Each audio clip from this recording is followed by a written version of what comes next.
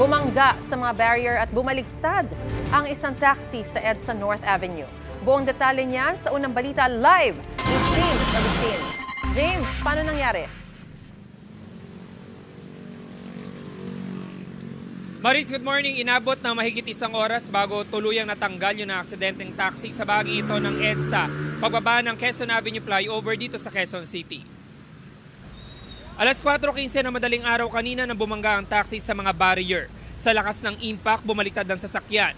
Wasak ang harapan ng taxi, nabasag ang windshield at nakalas ang bumper nito. Nawala naman sa pwesto ang 4 na concrete barrier at 2 plastic barrier. Nayupi din maging ang traffic signage sa busway.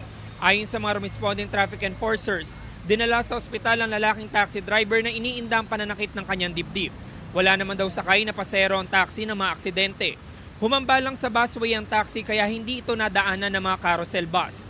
Matindi ang naidulot ng traffic sa Quezon Avenue flyover. Rumesponde ang Road Emergency Group ng MMDA para mahatak ang sasakyan.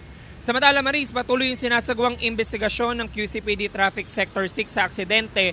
At tulad na nakikita nyo, sa lagay ng trapiko ay maluwag na ulit yung traffic sa bahaging ito ng EDSA, northbound lane po ito.